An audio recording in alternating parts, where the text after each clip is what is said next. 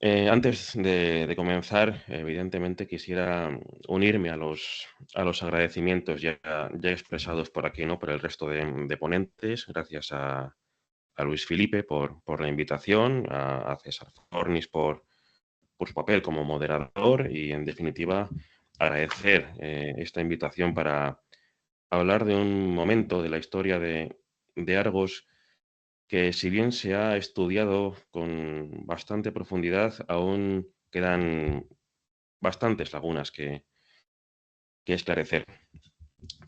Bueno, como es sabido, a finales del siglo VI y principios del V a.C. tiene lugar la consolidación de la hegemonía de Esparta sobre la península del Peloponeso en detrimento de Argos, ¿no? Es una circunstancia protagonizada por la política de expansión agresiva encarnada por el espartano Cleómenes I contra Atenas y contra la propia Argólide. Eh, este diarca, Cleómenes, se sirvió hábilmente del recurso al mandato religioso, especialmente de aquellos oráculos que emanaban del santuario de Delfos, para materializar sus pretensiones y sus ambiciones políticas.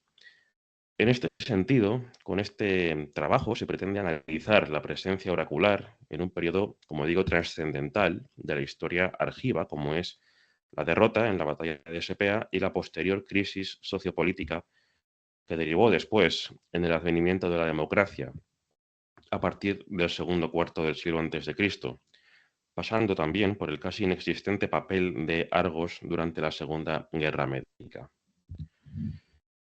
En una fecha que la crítica sitúa mayoritariamente en 494, Cleómenes, que es persuadido por la promesa délfica de tomar Argos, emprende una expedición militar hacia la Argólide. Se dirige en primer lugar al río Erasino, donde se detiene para ofrecer los sacrificios habituales antes de comenzar una campaña militar. Sin embargo, como nos dice Heródoto, como los presagios fueron desfavorables, el diarca decide retirarse hacia Tirea. En esta anécdota tan poco relevante encontramos quizá la primera ocasión en la que la Giada acude a la religión para legitimar su estrategia. Lo más probable es que las fuerzas argivas estuvieran esperando en la otra orilla del río y que Cleómenes esgrimiera el rechazo de los dioses como una excusa con la que retirarse de este campo de batalla. En cualquier caso, en Tirea, después de sacrificar ya satisfactoriamente un toro, embarca sus tropas y penetra en el Golfo Argólico hasta desembarcar en algún punto desconocido entre Tirinto y Nauplia. El contingente argivo acude a la costa y levanta su campamento a poca distancia de las fuerzas espartanas, en Sepea, temerosos, según nos dice Heródoto, de ser víctimas de una trampa. Y es que los argivos habían recibido un alarmante oráculo délfico de difícil interpretación que parecía augurar una serie de calamidades después de ser víctimas de un engaño. Decía, mas cuando la hembra, conseguida la victoria, logre expulsar al macho y alcance de gloria entre los argivos, dará lugar a que en ese instante muchas argivas se desgarren las mejillas. Así, hasta entre las generaciones venideras se dirá un día, la terrible serpiente de triple anillo pereció, domeñada o dominada por la lanza. Este es un oráculo que tiene varias lecturas, pese a que Heródoto no se atreve a ofrecer ninguna. Entre las diversas explicaciones o exégesis que se han propuesto, hay varias posibilidades. En primer lugar, que la hembra represente a la diosa Hera, que era particularmente venerada en Argos, y venciera al macho, encarnado por Cleómenes y por las fuerzas espartanas. No obstante, esta sería una victoria cadmea, es decir, una victoria pírrica, que llevaría la desgracia a Argos, remitiendo quizá a la crisis social y cívica que tiene lugar en la ciudad después de la batalla, como después podremos ver con más profundidad. Una segunda lectura, que es mucho más simplista, considera que Esparta, cuyo nombre es femenino en griego, representa a la hembra de la que habla el oráculo y vencería a Argos, que es un héroe masculino, para llevar después la ruina a la ciudad homónima. En cualquier caso, si consideramos la historicidad de este oráculo, probablemente la Pitia y el sacerdocio délfico eran conscientes de la enemistad entre Argos y Esparta y de que se iba a producir un enfrentamiento entre ambas potencias. Lo más lógico, en este caso, sería proporcionar un vaticinio ambiguo que pudiera ser interpretado correctamente en función del resultado de la batalla. Antes del choque, los argivos podrían haber creído que la hembra solo podría vencer al macho en circunstancias especiales. De ahí esa referencia herodotea al miedo a que los espartanos les pudieran tender una trampa a los argivos. La localización exacta de Sepea nos es desconocida, pero algunos autores, como Scott, lo conectan con Argos y con el oráculo recibido, en la medida en que vinculan el topónimo con el vocablo seps, que se utiliza para designar a las serpientes venenosas, un animal, la serpiente, con el que los argivos son representados, no solo en este oráculo, de hecho, como subrayan algunas fuentes antiguas, argás significa serpiente en dialecto dórico. Heródoto, por otra parte, no aclara en qué momento se entregó este oráculo, pero es la única fuente literaria que asegura que en la misma consulta la Pitia ofrece, sin ser consultada o requerida, otro vaticinio especialmente hostil a los milesios que habían iniciado la sublevación de las ciudades jonias de Asia Menor contra el poder aqueménida, que decía: y justo entonces tú, Mileto, artífice de inicuas vilezas, de muchos serás festín y espléndida presa. Tus matronas lavarán los pies a muchas gentes intonsas, y de nuestro templo en Dídima o Didima se ocuparán otras personas. Únicamente Heródoto se atreve a afirmar que los dos oráculos fueron entregados en una misma respuesta. Si hacemos un breve examen de las palabras píticas, de las palabras de la Pitia, vemos que presentan una estructura que ya encontramos en varias respuestas oraculares délficas, que también son recogidas por Heródoto, como el famoso oráculo entregado a Creso, o el que anunciaba la victoria de la flota de los griegos en Salamina. La primera parte de este vaticinio está llena de imágenes oscuras que están expresadas en un lenguaje en el que abundan las reminiscencias homéricas y hesiódicas, al tiempo que la segunda parte, la que interpela a los milesios de esa forma tan hostil, parece más mediocre, ¿no? En la medida en que pierde la ambigüedad característica de los oráculos délficos. Esto ha llevado a los especialistas a pensar que estos últimos hexámetros pertenecían a la literatura popular y que eran obra de autores que tenían algunos conocimientos literarios, pero que estaban lejos de dominar los secretos de la composición poética. Este es, por lo tanto, un oráculo de tipo predictivo, de los que podemos encontrar una gran variedad en la obra de Heródoto, que profetizan que cuando se producen ciertas condiciones tendrán lugar determinados acontecimientos. Por lo demás, la ausencia de retruécanos y de la necesidad de interpretar este oráculo convierte en una predicción, como digo, especialmente hostil para los milesios, lo cual parece implicar una condena a la sublevación jonia, ¿no? que precisamente había comenzado en esa ciudad, en Mileto, en 499 a.C. Mileto, además, controlaba el santuario de Dídima, uno de los centros oraculares de Apolo más importantes de la ecúmene. Y esto no debía de ser del agrado del sacerdocio délfico, cuya simpatía por los soberanos persas es más que conocida. Los versos adicionales son tan poco ambiguos que resulta imposible su inserción en este oráculo sin un hecho determinado que los preceda, por lo que lo más probable es que el oráculo común fuera emitido tras la victoria persa en la batalla del Ade en 494 a.C., que puso fin a la revuelta jónica. A pesar de que Pausanias hace coincidir la batalla de Sepea con el inicio del reinado de Cleómenes, cabe advertir que durante estos primeros años de Cleómenes en el trono, la relación espartana con los Pisistrátidas de Atenas es, cuando menos, fluida. En cualquier caso, las palabras que Delfos dedica a los consultantes argivos hacen una clara referencia a una derrota en el campo de batalla.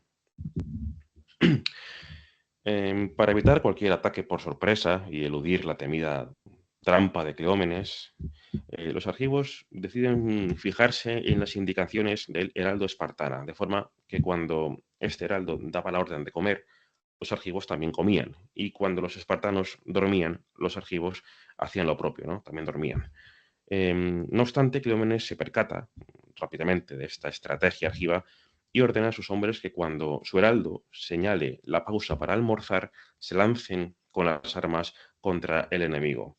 Efectivamente, los espartanos sorprenden a los argivos y el ataque se salda con la muerte de un elevadísimo número de argivos, mientras que los que huyen fueron aislados en el cercano bosque consagrado al héroe epónimo Argos. En vista con perspectiva, la batalla de Sepea parece dar cumplimiento al oráculo que recibe Argos. La victoria de la hembra sobre el macho queda representada por el éxito de la treta de Cleómenes, al tiempo que la serpiente vencida por la lanza profetizaba la victoria espartana sobre los argivos.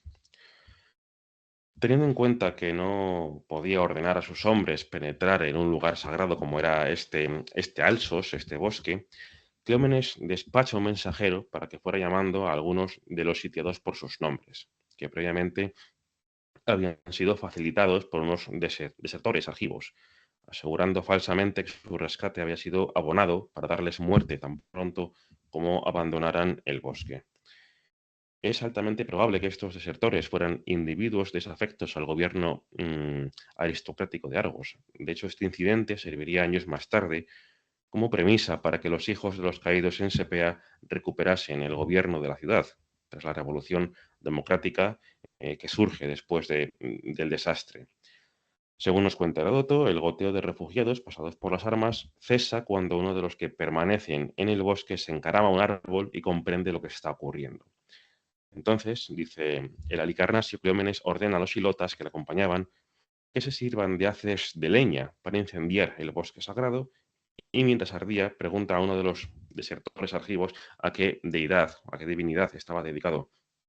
Cuando le comentan que estaba consagrado al héroe Argos, entonces Cleómenes exclama: profético Apolo, a fe que me engañaste sumamente al afirmar que lograría tomar Argos. Deduzco que el vaticinio que me dictaste se está cumpliendo.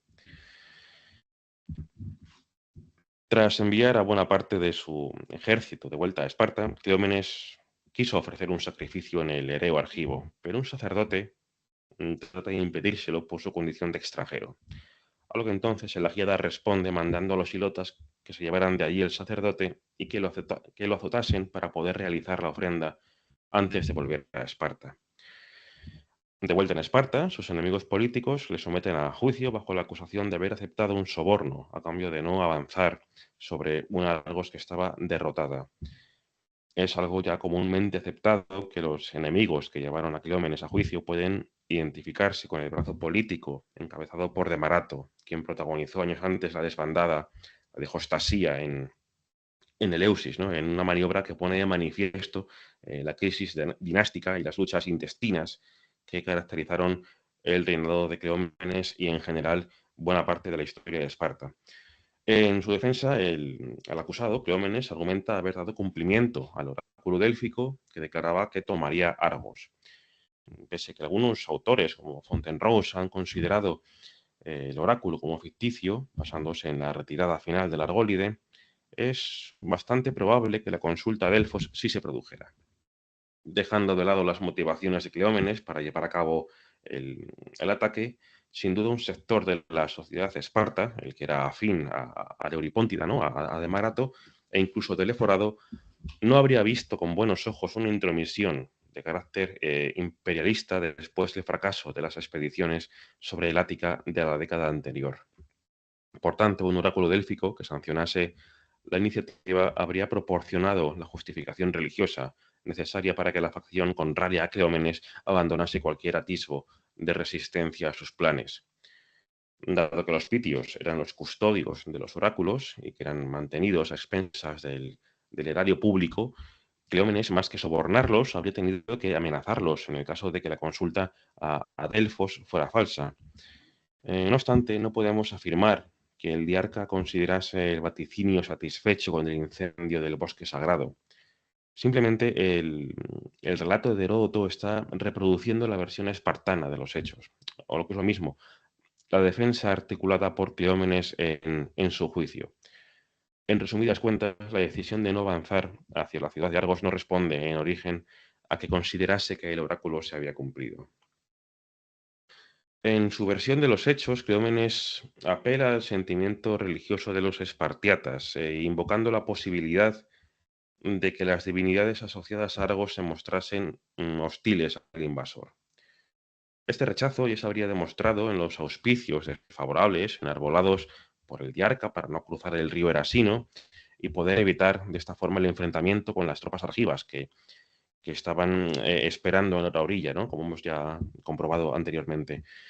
En segundo lugar, el regreso del contingente espartano tendría una justificación en la oposición del héroe Argos, quien permitiendo la quema de su bosque sagrado y el sacrificio de los suplicantes que se estaban refugiando allí, evita finalmente la toma de la ciudad argólica. Pero Cleómenes también asegura que mientras sacrifica en el Ereo, tiene lugar un prodigio, ¿no? Por el que una llama brota del pecho de la imagen de la diosa Hera. De haber surgido de la cabeza, habría podido tomar la ciudad, por analogía entre la parte superior de la estatua y la Acrópolis argiva.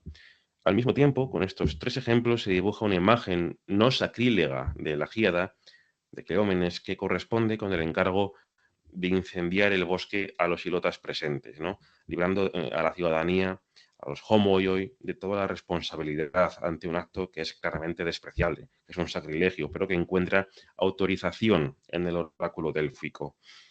Por tanto, los alegatos de Cleómenes encajan a la perfección, y no por casualidad, con su presunta indignación al reconocer ese hipotético engaño al que le somete el oráculo délfico. Gracias a esta correcta interpretación, Cleómenes se salva de cualquier represalia divina, a pesar de haber destruido un espacio sagrado, un espacio sacro. Podemos entrever cómo a lo largo de la narrativa de Heródoto, en relación con la expedición espartana hacia la Argólide, el lector espera un final trágico para el diarca que finalmente no se produce, al menos por ahora, precisamente por su lectura acertada del oráculo. Los errores en la comunicación entre dioses y mortales, aun careciendo de veracidad, dan lugar a situaciones indeseadas que no por ello dejan de estar legitimadas por los dioses. Mm, Las explicaciones ofrecidas por Cleómenes son puestas en tela de juicio por el propio Heródoto, ¿no? Pero propiciaron finalmente su absolución por una amplia mayoría. Con todo, existen algunos elementos en este discurso que podrían haber suscitado las dudas de los propios espartiatas. Por ejemplo, una visita al Ereo es incomprensible en un contexto de cumplimiento oracular. Al fin y al cabo, no se puede preguntar a un dios si se ha interpretado correctamente un oráculo que ha proporcionado otro dios. Más aún, habiendo despachado de vuelta a casa a la mayoría del ejército, pues de haber bendecido a la diosa era la captura de la ciudad, un exiguo contingente de 1000 soldados escogidos habría resultado evidentemente insuficiente.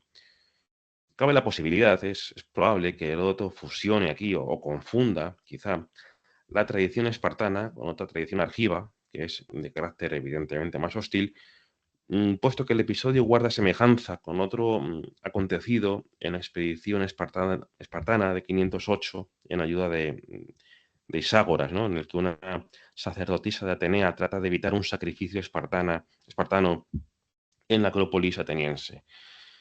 Teniendo en cuenta estos matices, la exoneración del diarca nos lleva a una cuestión directamente relacionada con la lucha de facciones en el seno de la sociedad espartiata, como es la composición del tribunal encargado de dictar sentencia. Ciertamente, Heródoto afirma que Cleómenes fue llevado ante los éforos, y en este sentido, la referencia a una absolución decidida por una importante mayoría podría hacer alusión a un balance de 4 votos contra uno. Aún así, resulta más lógica la premisa de Richer, según la cual, aunque los éforos tuvieran la prerrogativa de dirigir la acusación y el interrogatorio a Cleómenes, lo más probable es que fuera la apela, la asamblea, la encargada de dictar una sentencia, ¿no? Como correspondería a un asunto que atañe al ejército espartano. De esta forma, la decisión de la apela demuestra el apoyo del que gozaban Cleómenes y su política exterior en Esparta. Un veredicto en contra de la Gíada habría supuesto el respaldo a la política defendida o ambicionada por Demarato y por sus seguidores. Habiendo aclarado que Cleómenes contaba con buenas razones para hacerse con Argos, quedaría por determinar el verdadero motivo por el que los espartanos no tratan de culminar su su ofensiva sobre Argos. La historiografía moderna ha barajado diversas hipótesis al respecto.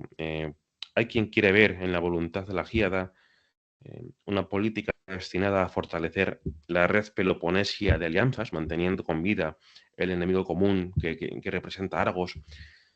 Pero si bien es cierto que el liderazgo lacedemonio en la Liga del Peloponeso aún estaba en entredicho, esta actitud no termina de cuadrar con el carácter tan políticamente agresivo que exhibía Cleómenes.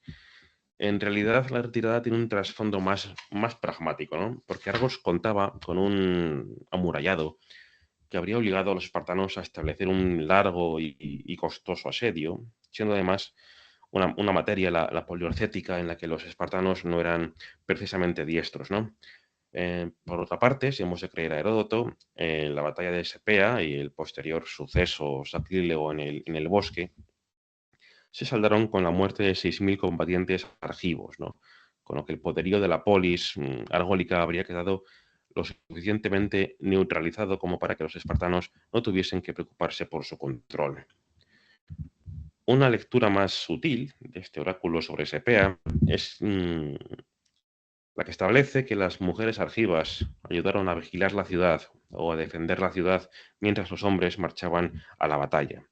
Dado que Argos no fue capturada, podrían haber sido estas mujeres las hembras del primer exámetro del oráculo. En este sentido, autores tardíos como Plutarco o Pausanias reflejan una tradición posterior que describe un ataque espartano sobre Argos rechazado por las mujeres de la ciudad, que estaban organizadas en torno a la figura de la poetisa local Telesila y que utiliza las armas ofrendadas en los santuarios para pertrechar una improvisada hueste de mujeres, ancianos y esclavos, ¿no? Como resultado de su victoria final, se instituyen en Argos las fiestas de la insolencia o gibrística, en la que las mujeres se visten como hombres en memoria de la defensa de Argos frente a Esparta y después insultaban y apaleaban a sus maridos, que por su parte se vestían con peplos y eran tratados como inferiores.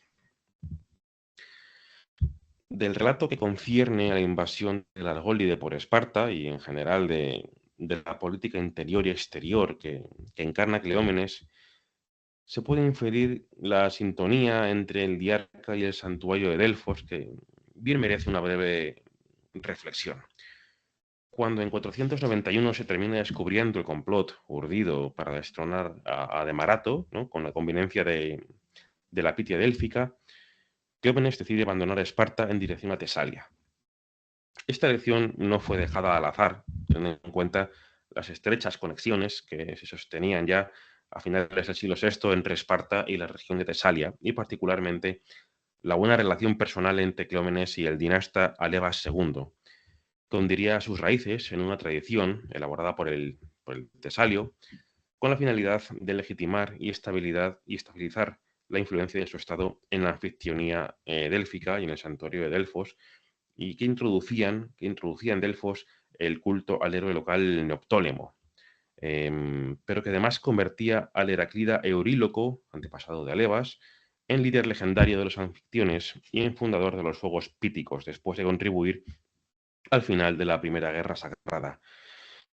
Este argumento mítico, además de convertir al santuario en un instrumento a merced de la política exterior alévada, la política tesalia, sirve de pretexto para el entendimiento entre Tesalia y Esparta, dos poderes que a finales del arcaísmo compartían varias características idiosincráticas. Ambas entidades, Esparta y Tesalia, habían emprendido un ambicioso programa para consolidar su política interna y establecer un dominio más o menos efectivo sobre las regiones aledañas. Tesalia a través de la Liga Tesalia y Esparta en lo que se conoce como Liga del Peloponeso. También inician una política exterior agresiva tendente al imperialismo en territorios cercanos, que se materializa finalmente en el control de parte de la Grecia central por parte de Tesalia y en las sucesivas expediciones en el Ática y la Argólide encabezadas por Cleómenes. Pero sería la común oposición a la democracia ateniense la que ofrecería el verdadero origen de la armonía entre Esparta y Tesalia, ¿no? Incluso parece que la última de las intrusiones acometidas por Cleómenes en Atenas formaba parte de un audaz proyecto hegemónico tesalio que con la ayuda de Delfos restituyeran el poder a los Pisístrapidas, ¿no? Vinculados a Tesalia por antiguos lazos de amistad. A fin de cuentas, una Atenas, plegada a la voluntad de Cleómenes en la figura de Iságoras, podría plantear un peligro político y militar igual o superior que el que ya representaba bajo el gobierno democrático. El plan finalmente no prospera, pero al aceptar el regreso de Hipias a Atenas y movilizar un ejército en tal sentido, se podría considerar que Cleómenes cede bajo las pretensiones políticas de Alevas. Cleómenes podría haber sacrificado la cristalización de su política exterior, no obstante, quedaría posteriormente recompensado, ¿no? Primero con el respaldo de Delfos a sus ambiciones sobre Argos para consolidar la hegemonía de Esparta en el Peloponeso y más tarde en el complot creado para deponer a Demarato, ¿no? Que es cuando Cleómenes obtiene el apoyo incondicional de Tesalia, que aunque ya estaba gobernada por los descendientes de Alevas, pone su influencia sobre la Pitia y su posición dominante en la anfictionía al servicio de las ambiciones de Cleómenes.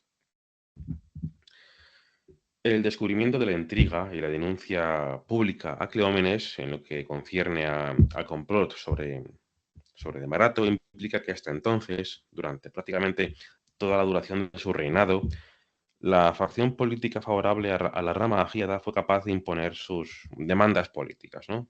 Probablemente mediante una mayoritaria presencia en el colegio del eforado. La divulgación del complot y la subsecuente crisis institucional en la ceremonia marcan el debilitamiento de este sector y el ascenso de aquellos grupos aristocráticos afines a Demarato, siendo este un traspaso de poderes plasmado en el exilio al que se había obligado Cleómenes al ser consciente de haber perdido partidarios en Esparta. Las fuentes antiguas aseguran que Argos perdió 6.000 hoplitas en Sepea. Dejando de lado el debate en torno a lo elevado de esta cifra, la debacle representa una catástrofe para los argivos si tenemos en cuenta que década y media después, unos 15 años después, cuando los persas irrumpen en suelo griego, Argos aún carecía de un ejército operativo. Así las cosas, Argos fue incapaz de mantener el control incluso sobre su propio territorio. No se sabe exactamente qué ocurrió, pero Heródoto hace un breve relato de las consecuencias, ¿no? de Sepea, situándose en el periodo anterior a la invasión persa del 480. Dice que Argos quedó vacía de hombres, de modo que los esclavos, los duloi, lo controlaban todo, presumiblemente los mismos esclavos a los que Tesalia armó en la última defensa de la ciudad de Argos. Eh, Ellos gobernaban y administraban el Estado, se habían casado con las viudas de los argivos muertos en la batalla, hasta que los hijos de los argivos masacrados en Sepea alcanzaron la mayoría de edad. Cuando esto ocurre, los esclavos se apoderaron de Tirinto después de una lucha y se establecieron en la independencia, o en la autonomía, cuando menos. Durante un tiempo hubo amistad, dice Heródoto, entre los esclavos y los argivos, hasta que el profeta Cleandro, que procedía de Figalia, en Arcadia Occidental, instó a los esclavos a luchar contra sus amos. El resultado fue un largo periodo de guerra que acabaron ganando los argivos, ¿no? Lo que subyace bajo este testimonio herodoteo es una convulsa crisis demográfica, social y cívica que ha sido conocida por la crítica tradicional como el interregno servil y que fue parcialmente paliado a través de la integración en el cuerpo cívico de población dependiente que procedía de la jora argiva, más probablemente peridecos que gimnetes o siervos. Esta inclusión de nuevos ciudadanos y su participación en las instituciones irá rompiendo o resquebrajando las estructuras del Estado arcaico de Argos para dar lugar a uno nuevo de impronta democrática. En el estado actual de la cuestión es imposible determinar si las bases de este proceso se encuentran en un momento anterior a la batalla de Sepea, ¿no? O si, por el contrario, la derrota representa el germen del cambio constitucional. Pero de lo que no cabe ninguna duda es que el proceso de cambio cuenta con la oposición y la resistencia de las clases superiores, que son encarnadas por los hijos de los caídos en Sepea después de alcanzar la mayoría de edad. de lo que se encuentra en el origen de las endémicas y con frecuencia violentas tensiones entre oligarcas y demócratas que caracterizan toda la historia de la democracia argiva. Desde un punto de vista más amplio, la desaparición argiva del tablero geoestratégico después de Sepea resulta beneficiosa para los griegos antipersas, ¿no? Dado que la resistencia a los aqueménidas se habría visto seriamente obstaculizada en caso de que Argos hubiera seguido siendo una fuerza efectiva en la política griega en el momento de la intrusión, de la invasión persa. Durante la Segunda Guerra Médica, los heraldos argivos acudieron a Delfos para consultar si debían entrar en guerra frente a los persas. La respuesta de la Pitia recomendó la neutralidad con un poderosísimo oráculo que decía: pueblo odiado por tus vecinos, pero caro a los dioses inmortales. Permanece en guardia en tu interior, aferrado al venablo, y mantén protegida la cabeza, que el cuerpo lo salvará la cabeza. Obviamente, la alusión a los vecinos hace referencia a los espartanos, ¿no? Y probablemente a otros estados de la Liga del Peloponeso, como podrían ser los corintios. En este sentido, cabe destacar que la rivalidad entre argivos y lacedemonios se remonta a los primeros siglos de la época arcaica, cuando ambos poderes se disputaban la posesión de las fértiles llanuras de Tirea y la Cinuria, en la costa occidental del Golfo Argólico. Por otra parte, la orden de proteger la cabeza podría remitir a la clase dominante de la ciudad, es decir, a los Inórimo, hijos de los combatientes en Sepea, que quizás representaban ya una fuerza lo suficientemente importante como para ser tenida en cuenta, sin la capacidad, no obstante, de subvertir la transición hacia la democracia. En cualquier caso, la respuesta fue bien recibida en una polis que aún se lamía las heridas después del aniquilamiento de su ejército. Pero es complicado obviar el uso que las autoridades de Argos hicieron de la respuesta oracular para encubrir su evidente medismo. La consiguiente declaración de neutralidad de Argos no solo restó un valioso miembro a la coalición griega, a la Liga Helénica, sino que también pudo haber ejercido la presión suficiente para que la sociedad de Esparta viera con recelo la posibilidad de enviar un contingente mayor de hoplitas a las lejanas Termópilas, teniendo en cuenta la cercanía de un estado enemigo que se estaba recuperando de forma paulatina y que tenía obvios deseos de ajustar cuentas después de Sepea. Pero lo cierto es que en época de las guerras médicas, Argos aún se encontraba inmersa en el proceso de reconfiguración del cuerpo cívico y en el asentamiento de la democracia.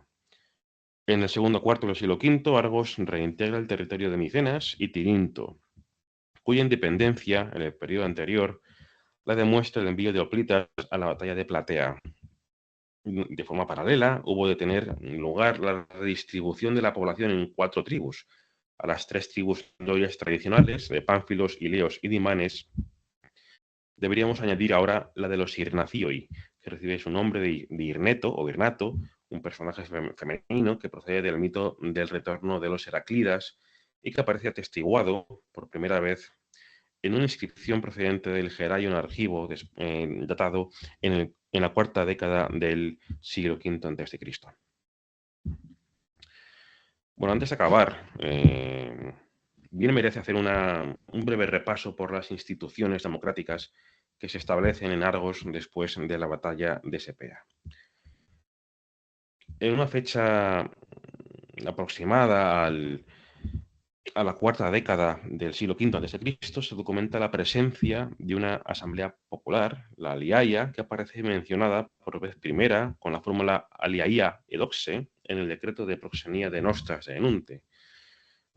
A mediados de este siglo se testigó también la existencia de una asamblea de asuntos sagrados, que indica en primer lugar que con el paso del tiempo se crearon distintas asambleas dirigidas a tratar otros ámbitos de la gestión pública del Estado argivo.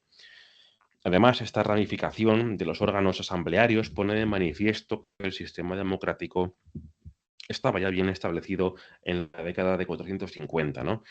Una hipótesis está reafirmada por la construcción en estas mismas fechas del teatro de gradas rectas, con el objeto de proporcionar un espacio a las deliberaciones de la asamblea. Argos también contaba con un consejo o volá que, a diferencia de la volea ateniense, no aparece mencionada en los decretos asamblearios, lo que se ha interpretado como una posible exigencia de las clases populares, interesadas en reafirmar sus derechos ante una institución que probablemente estuviera controlada por las capas favorecidas de la sociedad. Algunos estudiosos llegan a negar la proboleusis en la Politeia Argiva, pese al hecho excepcional de que la presidencia del Consejo de esta bola y de la Asamblea recaía sobre la misma persona. Lo cierto es que no sabemos quiénes integraban esta bola, aunque es bastante probable que basara su composición en criterios económicos y que sus miembros fueran renovados de manera anual. Otro de los órganos de gobierno de la democracia argiva es el que conocemos con el enigmático nombre de los 80. La historiografía tradicional ha descrito esta entidad como un reducido consejo aristocrático y una reminiscencia del periodo anterior a la llegada a la batalla de Sepea, ¿no? Realmente deberíamos dudar de esta procedencia arcaica, habida cuenta de que es posible que basara su composición en 20 miembros de cada tribu. Por lo que, de ser así, no podría existir anteriormente a la creación de los Girnacilloi, es decir, antes de la batalla de Sepea. Dejando de lado el momento de su instauración, esta institución, los 80, asumiría funciones de índole financiera, religiosa y quizá judicial, y estaría formada probablemente por individuos de clase acomodada. Por último, cabe mencionar a los llamados Artinai, un alto colegio de magistrados que quizá tengan su origen en los sinartiontas de la década de 480 y que vendrían a sustituir a los damiorgoi de época predemocrática, ¿no? Que sin embargo sí encontramos en otras democracias más conservadoras como la Elea o la Mantinea. Podemos suponer que el proceso de sinecismo que siguió a la batalla de Sepea exigió una reestructuración institucional que afectó a las magistraturas superiores. En cualquier caso, las funciones atribuidas al cuerpo de Artinai son un misterio, como también lo es el número de miembros que lo integraba o el proceso de selección. Bueno, para ir acabando ya, hay que tener en cuenta que la narrativa de Heródoto sobre la expedición Argos aúna dos tradiciones. Una es de origen lacedemonio, que se corresponde con la defensa diseñada por Cleómenes en su juicio y con su posterior absolución. La segunda versión es de origen argivo y se manifiesta en el evidente sacrilegio cometido en el bosque de Argos, ¿no? Y en la explicación que los argivos ofrecen para la muerte de Cleómenes, que le atribuyen a un castigo divino. Sobre esta conjunción, no obstante, destaca una distinción entre el plano humano y el divino, en la medida en que la condena correspondiente a los reiterados actos sacrílegos del diarca, que es previsible conforme a las leyes terrenales, queda en suspenso, merced a una manipulación oracular. Esto convierte a Delfos en la última autoridad en la narración.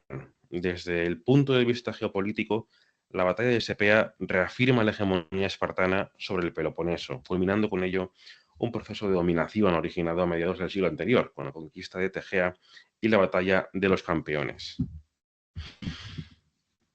Otra de las conclusiones a las que nos conduce este estudio es que el primer oráculo que hemos examinado, el de la hembra venciendo al macho, pudo ser realmente entregado a los argivos por una pitia cuyos intereses coincidían con los de Cleómenes. A fin de cuentas, según nos comenta Heródoto, los espartanos ya habían recibido otro oráculo que aseguraba que tomarían Argos. El relato en torno a Telesila y la defensa de la ciudad frente a un ataque espartano responde simplemente al deseo de la sociedad de Argos de encontrar un significado en el vaticinio que pudiera restituir el honor perdido después de perder a toda la ciudadanía prácticamente de Argos en la batalla. Sí es probable, como han sugerido por ejemplo Park y Wormel, que algunos de los versos de la poetisa estuvieran dirigidos a enardecer la valentía de los argivos ante los espartanos, ¿no? Y que este factor favoreciera la creación de una tradición que convierte a este personaje, a Telesila, en el adalid de la defensa de una ciudad como Argos que estaba despojada de ciudadanos. Por lo demás, la unión de este oráculo con aquel oráculo hostil a los milesios representaría el único ejemplo conocido de una doble respuesta oracular a una sola consulta, lo cual no significa per se la ahistoricidad o la falsedad de la sesión mántica a la que alude Heródoto. Sin embargo, las diferencias lingüísticas entre ambas respuestas son demasiado acusadas como para formar parte de una misma consulta. A este respecto, hay que tener en cuenta que tanto el sacerdocio del templo como la propia Pitia délfica eran individuos procedentes de las capas aristocráticas locales.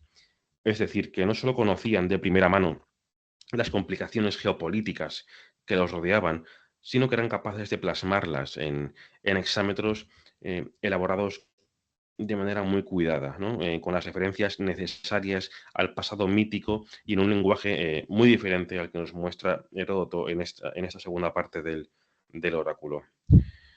En lo que respecta al oráculo vinculado con las guerras médicas, el episodio se inscribe en la bien conocida tendencia medizante del santuario de Delfos. No hay motivos para sospechar de su historicidad, como tampoco los hay para dudar del alineamiento de Argos con cualquier enemigo de Esparta, ¿no? Las intenciones argivas de engrosar las filas de la Liga Helénica eran nulas, como demuestra el tibio ofrecimiento de comandar las fuerzas antipersas en virtud de una ascendencia mítica que también reclamaban los propios espartanos. El oráculo recibido supuso un balón de oxígeno a un Estado que no estaba en condiciones de participar en ningún conflicto fuera de las fronteras del Argólide, ¿no? Y de hecho, la primera vez que vemos a los argivos en una guerra será en alianza con Atenas, que estaban también regidos por una democracia en el año 462 a.C. Pero quizá la conclusión más significativa que podemos extraer de esta influencia oracular en torno a Sepea será la capacidad del santuario de Delfos para provocar cambios institucionales en los estados griegos, ¿no? Este es un aspecto que ya quedó patente con el advenimiento de la democracia en Atenas, que estuvo catalizado por una invasión espartana ordenada por el propio oráculo de Delfos, que estaba dominado a su vez por los almeónidas, la facción contraria a la tiranía pisistrátida. Es probable que esta familia continuase ejerciendo parte del poder sobre el santuario en el momento de la batalla de Sepea, y quizá un sector del consejo anfictiónico viera con buenos ojos el arrumbamiento del régimen arcaico argivo, fuera del corte que fuera. De ser así, dadas las injerencias tesalias que hemos analizado, la anfictionía délfica se encontraría sumida en un conflicto político interno comparable al que afloró en Argos durante el siglo V, en el que las fuerzas argivas, en el que las fuerzas a favor de las aristocracias y aquellas que apoyaban las democracias mantenían una estasis permanente. Con esto termino.